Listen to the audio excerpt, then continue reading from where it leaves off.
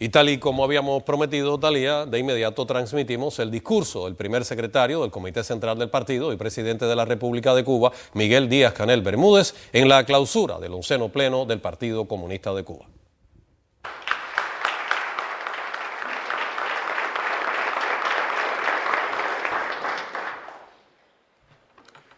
Queridas compañeras y compañeros, miembros del Comité Central del Partido e invitados. Hemos tenido un pleno intenso a pesar de su brevedad. Lo impone la situación del país urgida de transformaciones que no solo deben ser económicas y estructurales, también exigen un cambio de mentalidad en cuanto a las formas y métodos del trabajo partidista. En un solo día de reunión hemos logrado debates profundos, críticos y sobre todo responsables, aprovechando las posibilidades que nos da la tecnología para evitar costosos movimientos de personal sin dejar a nadie al margen. Pero en mi opinión, la mayor ganancia está en la calidad de las discusiones, en ese modo cualitativamente superior de abordar los problemas cuando se tocan con las manos, gracias a una conexión más frecuente y sistemática con el pueblo.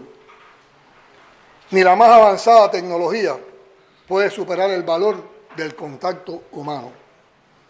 Nuestras tareas más importantes y urgentes están en el terreno, en los barrios, los consejos populares, los municipios, las provincias, con el oído pegado a la tierra y el pie en el estribo, como nos ha alertado tantas veces el general de ejército. De ese vínculo imprescindible con el pueblo, fuente de las fuerzas que sostienen a la revolución, brotan las soluciones a los problemas más acuciantes. Es algo que aprendimos en la escuela de Fidel. Este no es un partido de élite, es un partido de masas. No podemos dirigir por informes, tenemos y debemos dirigir con el pueblo, mirando los problemas de frente y a fondo y enfrentándolos con el mayor grado de participación popular posible. Solo desde una perspectiva colectiva y comprometida pueden evaluarse serenamente los duros datos del comportamiento de la economía en los últimos meses, caracterizados por mayor persecución financiera, petrolera y de todo tipo contra Cuba. Lo sorprendente sería tener datos positivos en una economía brutalmente perseguida y cercada por la primera potencia mundial, en tiempos en que ni los mercados más dinámicos están libres de la incertidumbre que genera el actual desorden económico internacional. Entonces, abordemos de forma directa y sin eufemismos los impactos de ese cerco en la economía cubana al terminar otro duro año. Con cierre del tercer trimestre, el PIB decrece en más de un 4%, la inflación se dispara, la economía está parcialmente paralizada, la generación térmica es crítica, los precios se mantienen altos, se incumplen las entregas de los alimentos normados y las producciones agropecuarias y de la industria alimentaria no satisfacen las necesidades de la población. A todo ello hay que agregar las costosas pérdidas provocadas por el devastador paso del huracán Melissa. Esta situación, indudablemente crítica, demanda la intervención oportuna y sistemática de los dirigentes y cuadros para abordar ante la población los principales problemas, evaluando decisiones y perspectivas, hecho que indudablemente ratifica el reconocimiento a la autoridad de las instituciones y en particular a los representantes del partido y el gobierno a todos los niveles. Esta certeza, sin embargo, no puede sustraernos de la inconformidad generalizada por todo lo que funciona mal o no funciona, mientras por todas partes emerge la crítica al exceso de reuniones que no resuelven nada y a la creciente desigualdad entre pequeños grupos poblacionales que parecen tener todos los problemas resueltos, algunos incluso presumiendo de su estatus económico, mientras la mayoría no logra solventar totalmente algunas necesidades básicas. Esta situación, provocada en primer lugar por 6 décadas de acoso económico externo, es vista como un nuevo escenario de ahora o nunca por el enemigo histórico de la nación cubana y los herederos del llamado exilio, que hizo fortuna con la industria de la contrarrevolución y nunca ha dejado de soñar con otra Cuba sometida y dependiente, clavada como una estrella más en la bandera estadounidense. Esa frustrada pesadilla mercenaria alimenta el renovado empeño imperial por asfixiar a la revolución cubana, aplicando una política de máxima presión, de desgaste, a golpe de medidas coercitivas que limitan sensiblemente nuestro marco de acción, deteniendo sueños y empeños por alcanzar la prosperidad merecida y violando los más elementales derechos humanos del pueblo cubano, con una agresión sistemática apoyada en una cobarde y calumniosa campaña de intoxicación mediática. La pelea es dura, larga y desigual. Las reglas del enemigo es que no existen reglas. Las leyes internacionales, los compromisos con la paz y el desarrollo son papel mojado para el imperio y sus acólitos. Lo hemos visto en Gaza y lo estamos viendo contra Venezuela. El fin justifica los medios, parecen decirnos, cada vez que actúan en nombre de la ilegal ley del más fuerte, aunque los representantes del fascismo del siglo XXI ni siquiera se molestan en explicarlo. Por si quedaban dudas, este noviembre cargado de amenazas y peligros, el imperio ha irrespetado otra vez a la comunidad internacional, o lo que queda de ella, con su nueva estrategia de seguridad nacional, suma grosera de doctrina Monroe y corolario de Roosevelt sin maquillajes. ¿Qué hacer? La pregunta clásica de Lenin sigue incluyendo la respuesta. Hacer, actuar, transformar, plan contra plan, diría Martí, y también Fidel, quien nos convocó claramente a emanciparnos por nosotros mismos y con nuestros propios esfuerzos, desafiando poderosas fuerzas dominantes dentro y fuera del ámbito social y nacional, defendiendo valores en los que se cree al precio de cualquier sacrificio. Lo revolucionario será siempre actuar y hacerlo movilizando fuerzas y talento con claridad en los objetivos, conectando intereses y demandas del país con el aprovechamiento máximo de los escasos recursos de que disponemos. Lo revolucionario es levantarnos cada día dispuestos a enfrentar con energía la desidia y la afrenta, la agresión externa y las complejas situaciones que asedian a las economías de países como el nuestro, que fueron despojados de sus recursos y derechos más de una vez, y el cerco especialmente diseñado para castigar a la rebelde Cuba por su osada pretensión de seguir siendo libre, independiente y soberana a unas pocas millas del imperio. Lo revolucionario sigue siendo promover y estimular la participación y el control popular, destacando y extendiendo las experiencias enaltecedoras que protagonizan cubanas y cubanos de forma individual o en colectivo, no uno, sino todos los días. Lo justo es exigir sin cansarnos que las instituciones den respuestas eficaces y oportunas, que sean sensibles ante las demandas de la ciudadanía y que los servidores públicos actúen como tales. Y es sobre todo llegar allí donde nuestros compatriotas viven, trabajan y estudian, e incluso donde no, para escuchar y aprender de quienes lidian cotidianamente con las mayores dificultades.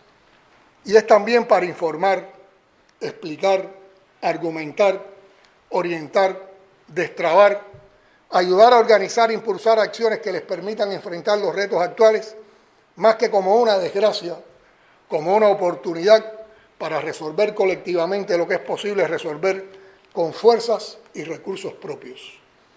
No podemos olvidar ni por un momento que en las condiciones actuales, la paralización de muchas actividades por las largas horas de apagón debido a la falta de combustibles, lubricantes y de mantenimiento de las termoeléctricas trastoca completamente la cotidianidad, genera incertidumbre y acentúa sentimientos de desesperanza que se pueden revertir a veces tan solo con la información imprescindible y oportuna, con una palabra de aliento y el agradecimiento por lo mucho que hacen con tan poco. Lo he confirmado en las visitas a los municipios, la experiencia más aportadora del trabajo político, la que nos enseña el cuerpo y el alma del pueblo cubano, la que jamás quitaría de mi agenda semanal, porque me ha permitido llegar hasta lo más recóndito del país, conocer a compatriotas increíbles que ponen la solución donde otros solo ven problemas y ratificar con ellos la vitalidad de la revolución donde más creatividad demanda la resistencia. Hay pobreza en Cuba, dicen todos los días los medios creados por los mismos que aplauden el bloqueo y las medidas de asfixia. Sí, hay una enorme carencia material en Cuba generada por la política genocida que paga generosamente a los que celebran esa pobreza. Nadie puede estar conforme con eso y trabajaremos sin descanso por la prosperidad que este pueblo merece. Pero junto a esa pobreza que tanto le gusta ver al enemigo de la nación heroica, hay otra realidad que el odio no les deja ver. Un pueblo creativo y laborioso que no se rinde, y hay decenas, cientos de proyectos personales y colectivos que van rompiendo monte con cueros y en el puño un corazón, como cantaba el inolvidable Vicente Feliú en su canción A los que luchan. Estos años difíciles nos muestran claramente a las mujeres y los hombres que todos los días se proponen crecer y mejorar al país sin esperar más premio que el resultado de su trabajo convertido en progreso. En contraste, aparecen aquellos que lucran con las necesidades e insuficiencias, los que entorpecen el camino y demoran el avance, y otros capaces de vender a la nación que un día los exaltó a las máximas instancias. Recordaba en estos días a Fidel y cito: el enemigo conoce sobradamente bien las debilidades de los seres humanos en su búsqueda de espías y traidores, pero desconoce la otra cara de la moneda, la enorme capacidad del ser humano para el sacrificio consciente y el heroísmo. También decía Fidel en un acto de clausura del Congreso Metalúrgico el 6 de julio de 1960, porque una revolución no es sino una gran batalla entre los intereses del pueblo y los intereses contrarios al pueblo. Nos enseña cuáles son los hombres y las mujeres que sirven y cuáles son los que no sirven. Los que no sirven ni para abonar su tierra con su sangre y con su vida. Nos enseñan quiénes están hechos de una manera humana, quiénes están hechos de una manera noble y generosa y quiénes están hechos de egoísmo, de ambición, de deslealtad, de traición o de cobardía. En una revolución todos tienen que quitarse la careta. En una revolución los altaritos se desploman. Los que han tratado de vivir engañando a los demás, los que han tratado de vivir pasando de virtuosos o posando de personas decentes o posando de patriotas o posando de valientes, nos enseña quiénes son los verdaderos patriotas y de dónde surgen los traidores. No creo que haya frases más exactas para describir la actuación de Alejandro Gil, de cuyo denigrante caso tenemos que sacar experiencias y aprendizajes, dejando claro, en primer lugar, que la revolución tiene tolerancia cero hacia esas conductas. Compañeras y compañeros, la nueva estrategia de seguridad nacional de Estados Unidos mezcla, como ya expresé, de la doctrina Monroe y el corolario de Roosevelt con un nuevo corolario, el de Trump. Promete devolver al mundo a los oscuros tiempos del fascismo hitleriano con tintes de la salvaje conquista del oeste americano y prácticas de corsarios y piratas que dieron triste fama al mar Caribe en tiempos coloniales. En inédita afrenta a las normas internacionales, como en los tiempos de Drake y Morgan, Donald Trump acaba de lanzar a sus piratas sobre un petrolero de Venezuela, apoderándose sin pudor de la calda como un vulgar ladrón. Fue el más reciente episodio de una alarmante secuencia de ataques a pequeñas embarcaciones y ejecuciones extrajudiciales de más de 80 personas, bajo acusaciones jamás probadas y en medio de un amenazante despliegue militar sin precedentes en una declarada zona de paz. La revolución bolivariana es el objetivo principal del amenazante despliegue actual de las naves militares estadounidenses en lo que pretenden seguir usando como traspatio de sus fechorías. Pese a las numerosas manifestaciones dentro y fuera de su país contra los planes de guerra en la región, el inquilino de la Casa Blanca, su secretario de Estado y el de la guerra no se esconden para amenazar al de Venezuela y a cualquier otro gobierno que consideren hostil. Cuba denuncia y condena este regreso a la política de las cañoneras, esta diplomacia amenazante, este escandaloso robo, uno más en la ya larga lista de saqueo de los bienes del Estado venezolano. Esa injerencia inaceptable en los asuntos internos de una nación que marcó el rumbo de la independencia de nuestra América. No estamos solos en el mundo. Nos lo demostró el inmenso apoyo de la comunidad internacional al votar a favor de la resolución cubana contra el bloqueo de la Asamblea General de Naciones Unidas, desbaratando la agresiva e inédita campaña de presiones, chantajes y coerción ejercidas por el gobierno de los Estados Unidos para evitar que se repitiera como resultado de la condena internacional a la genocida política del bloqueo económico, financiero y comercial ejercido contra el pueblo cubano y recrudecido en los momentos actuales. Seguiremos denunciando el bloqueo genocida y seguiremos movilizando la solidaridad internacional. Al mismo tiempo, trabajaremos activamente para diversificar las relaciones económicas y comerciales y fortaleciendo la integración con las naciones hermanas de América Latina, el Caribe, hoy bajo una grave amenaza de agresión. Compañeras y compañeros, se ha discutido ampliamente el impacto del huracán Melissa y otros eventos naturales, reconociendo la capacidad de resistencia y solidaridad del pueblo, que sirve ese análisis para plantearnos un desafío a nuestra naturaleza como cuadros y dirigentes del partido.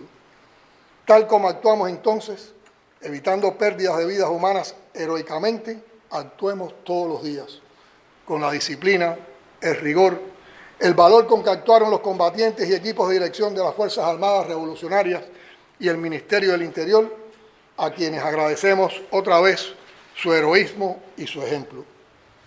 Hago extensivo ese reconocimiento a la actitud disciplinada, consciente y colaboradora del pueblo cubano, de aquellos que lo perdieron todo y no se rindieron, no se sentaron a llorar a la orilla de los caminos inundados y han sido una fuerza determinante en la recuperación en sus lugares de residencia.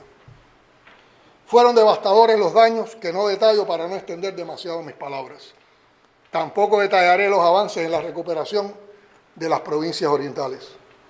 Solo digo que desde el primer minuto tras el paso de Melissa me acompañó la certeza de que íbamos a sobreponernos al golpe a pesar de las difíciles condiciones en que se encuentra el país. Y esa certeza se afirmó siempre en la calidad de la tropa que se situó al frente de la dura tarea, las compañeras y compañeros de la dirección del partido de gobierno en la nación que trabajaron codo a codo, mano a mano, con las presidentas y presidentes de los consejos de defensa de las provincias, municipios y zonas de defensa. Sé que en el fragor de batallas tan intensas no hay tiempo para llevar diarios y anotaciones, pero confío que todos puedan tomarse algunas horas para reconstruir momentos y acciones que serán útiles en el futuro. Necesitamos reconstruir las experiencias para actualizar los planes de reducción de riesgos ante desastres. La Escuela Cubana de Enfrentamientos a Desastres tiene que seguir siendo ejemplo y marcando pauta en esas misiones y en la preparación de todos ante las futuras amenazas que plantea el cambio climático. Aprovecho para agradecer, en nombre del partido, el gobierno y el pueblo cubano, la solidaridad nacional e internacional que apoya la reconstrucción de las zonas más afectadas. Camaradas, por su importancia inmediata, mediata y de largo plazo, debo referirme, aunque sea brevemente, al programa de gobierno para corregir distorsiones y reimpulsar la economía, cuya discusión popular adquiere especial trascendencia en este momento. No voy a detenerme en lo discutido, pero debo ratificar algunas consideraciones que estimo importantes para concretar en resultados lo que se propone en ese programa. Corregir distorsiones y reimpulsar la economía no es un eslogan, es una batalla concreta por la estabilidad de la vida cotidiana, porque el salario alcance, porque no falte el alimento en la mesa, porque se acaben los apagones, porque se reanime el transporte, porque la escuela, el hospital y los servicios básicos funcionen con la calidad que merecemos. Hemos debatido con crudeza, sin triunfalismos, y hemos defendido una agenda económica que va a la raíz de los problemas y compromete a cada organismo, a cada territorio y a cada cuadro. Asumimos la necesidad impostergable de avanzar hacia la estabilidad macroeconómica. Eso implica ordenar las cuentas, enfrentar la inflación, ajustar el presupuesto para proteger a quienes más lo necesitan y resolver el complejo tema de la tasa de cambio. No son decisiones sencillas ni populares, pero un partido responsable no apuesta por lo fácil, sino por la solución definitiva del problema. La tarea es combinar rigor económico con justicia social y esa combinación solo la puede garantizar la revolución socialista. Hemos colocado en el centro la producción de alimentos como prioridad nacional, una agricultura fuerte, con encadenamientos locales, con respaldo a los productores y menos trabas a su gestión, debe cambiar el panorama. Se han aprobado orientaciones para eliminar obstáculos, mejorar los mecanismos de acopio y comercialización, estimular el esfuerzo productivo y acompañar mejor a quienes trabajan la tierra. También hemos reafirmado el papel decisivo de la empresa estatal socialista, convocada a demostrar en la realidad eficiencia, disciplina y capacidad de innovar. La autonomía que defendemos es para producir más, para servir mejor al país, para encadenarse con el sector no estatal sin perder su esencia socialista. El mensaje es claro: quien dirige una empresa estatal tiene que sentir que cada peso, cada recurso, cada decisión es un compromiso con el pueblo y no un espacio para privilegios. Coincidimos en que sin eficiencia económica no hay soberanía posible. Por tanto, es imprescindible dar un salto en la gestión de la empresa estatal. Se ampliarán sus autonomías, pero también su responsabilidad con los resultados. Las OSDE deben de dejar de ser estructuras administrativas para convertirse en verdaderos motores de desarrollo. Pretendemos igualmente potenciar de manera ordenada y controlada la indudable contribución de las MIPYMES y cooperativas no agropecuarias como actores necesarios para dinamizar la producción nacional. Se trabajará en su mejor integración con el sector estatal. Desbloquear con agresividad y sentido estratégico la inversión extranjera, con el objetivo de identificar y eliminar los trámites innecesarios que ahuyentan el capital. La prioridad, como se ha anunciado, está orientada a los proyectos que generen alimentos, energía y divisas. Avanzar con determinación en la corrección de las distorsiones monetarias, protegiendo siempre a los más vulnerables.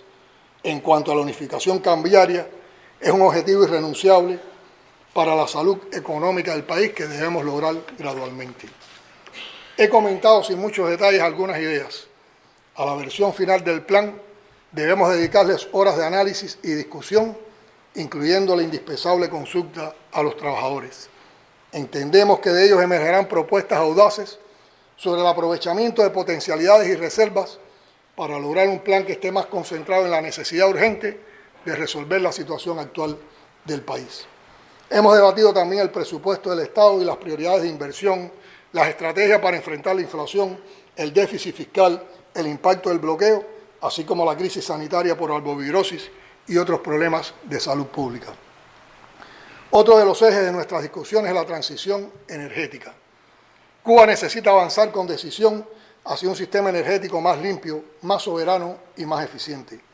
Pero hemos dejado claro que no queremos una transición que deje detrás a territorios, a trabajadores ni a familias. Queremos y debemos impulsar una transición energética justa que genere empleo, que dinamice las economías locales, que abra oportunidades a técnicos, ingenieros, obreros y comunidades. Por eso el Pleno ha respaldado la prioridad de las inversiones en energías renovables, la expansión de la energía solar y eólica, el uso más inteligente de la biomasa y los programas de eficiencia energética en hogares, empresas y servicios. Cada panel solar que se instale, cada circuito que se modernice, cada equipo eficiente que se generalice, debe verse también como una nueva oportunidad de trabajo, de formación, de encadenamiento productivo.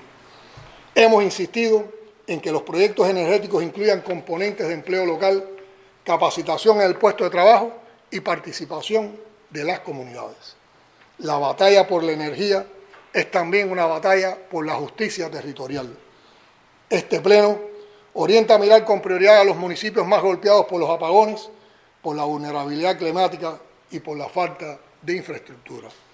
Allí debe llegar primero la combinación de inversiones, de programas sociales y de participación popular como prueba de que la revolución no abandona a nadie y que no vemos la transición energética como un privilegio, sino como un derecho.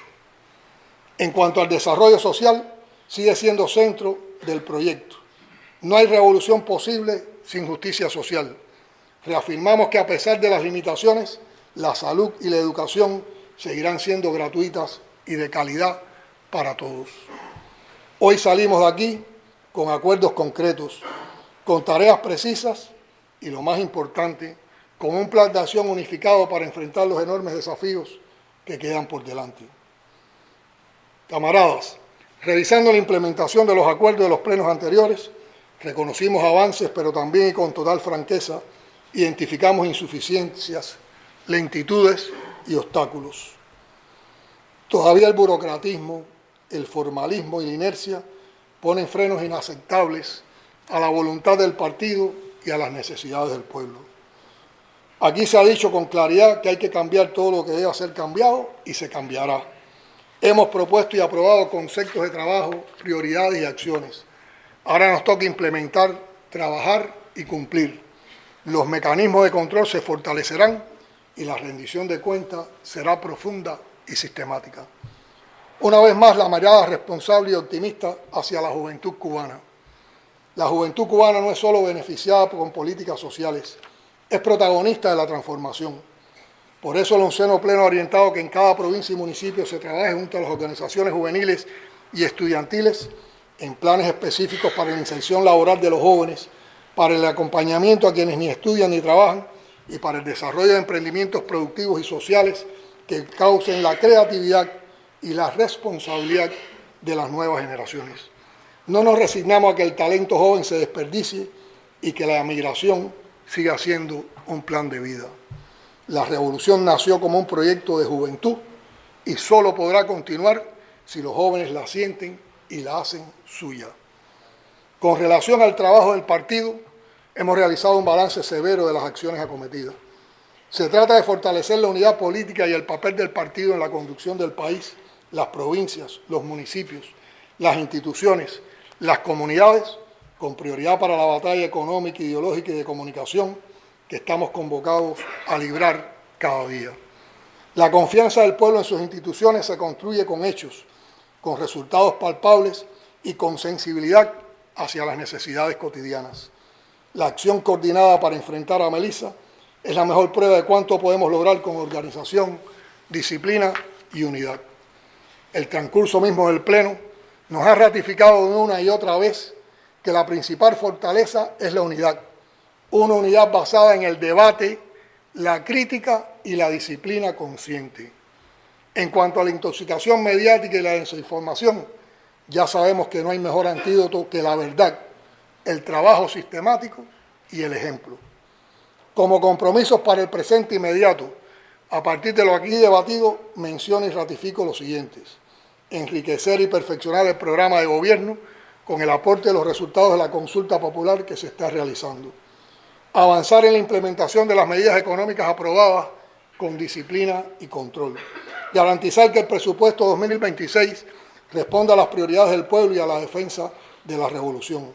Reforzar la atención a los territorios afectados por desastres naturales, asegurando que nadie quede desamparado. Promover la participación activa de la juventud en todos los ámbitos de la vida nacional e intensificar la batalla ideológica, cultural y comunicacional, defendiendo la verdad de Cuba frente a la manipulación y la desinformación. Compañeras y compañeros, hemos llegado al final de este 11º Pleno en un momento particularmente desafiante para la patria. Nadie ignora las tensiones económicas, las carencias materiales y las presiones externas que sufre nuestro pueblo, pero nadie puede negar tampoco la fuerza moral, la creatividad y la capacidad de resistencia que la revolución ha demostrado una y otra vez. Hoy, este Comité Central ratifica que el partido no se coloca al margen de los problemas, sino en el centro de su solución junto al pueblo. Todo lo que hemos dicho y acordado quedaría en palabras vacías si el partido no se exige a sí mismo una manera distinta de funcionar. Los últimos plenos han sido claros. Hay que combatir el formalismo, la rutina, la complacencia, el autoengaño. Hemos hablado de crítica y autocrítica no como ritual, sino como método de trabajo. Hoy ratificamos que el Partido Único de la Revolución Cubana debe ser más democrático en su funcionamiento interno, más cercano a los problemas reales de la gente, más exigente con sus cuadros y más transparente en su relación con la sociedad. La implementación de los acuerdos de este 11º Pleno no dependerá solamente de documentos y resoluciones. dependerá de la conducta diaria de cada militante, de cada cuadro, del funcionamiento de cada institución en los territorios, particularmente en los municipios. Dependerá de la capacidad para escuchar, para rectificar, para rendir cuentas, para decir la verdad aunque duela y para movilizar reservas morales y productivas que están ahí, en el pueblo, esperando un liderazgo que las convoque y acompañe. No ignoramos el cansancio, la irritación, la incertidumbre que se ha instalado en algunos sectores de la sociedad como consecuencia, en primer lugar, de 66 años de bloqueo, ahora reforzado con notable impacto en la cotidianidad, pero también como resultado de errores e insuficiencias que están por resolverse todavía. Sería irresponsable negar esa realidad y soslayar la cuota de autocrítica que nos debemos. Pero no será posible enfrentar y resolver los problemas si nos dejamos vencer por el desaliento. Somos hijos de un pueblo que hizo una revolución a 90 millas del poder imperial más grande del planeta y que la ha defendido durante más de 6 décadas exitosamente. Al cerrar este onceno pleno, el llamado es muy concreto. Para los cuadros del partido y del gobierno, todos debemos salir de aquí con un plan realista, con plazos y responsables para cada acuerdo económico adoptado y rendir cuentas con transparencia de sus avances y obstáculos. Y sobre todo, el llamado es a la unidad, una unidad consciente que se construye sobre la verdad, la participación y la confianza mutua. La unidad que necesitamos hoy es de la de quienes discuten fuerte, pero marchan juntos. Con esa convicción y renovada confianza en la demostrada capacidad del pueblo cubano para asumir los mayores desafíos y en la fuerza de las ideas, concluye esta sesión de trabajo del onceno pleno del Comité Central del Partido Comunista de Cuba. Nos espera un intenso trabajo, que nadie espere soluciones fáciles o inmediatas. El camino es de lucha, de creación, de resistencia inteligente, pero nos asiste la razón, la fuerza moral y un pueblo heroico como la mayor inspiración. En el año del centenario del comandante en jefe, honremos su memoria con un ejercicio permanente de crítica y de autocrítica, no para las actas, sino como acicate para la acción transformadora, cambiando todo lo que debe ser cambiando, revolucionando la revolución, que es lo que se espera de nosotros, los revolucionarios. Con Fidel, con Raúl, con nuestro pueblo, venceremos. Patria o muerte, socialismo o muerte, venceremos.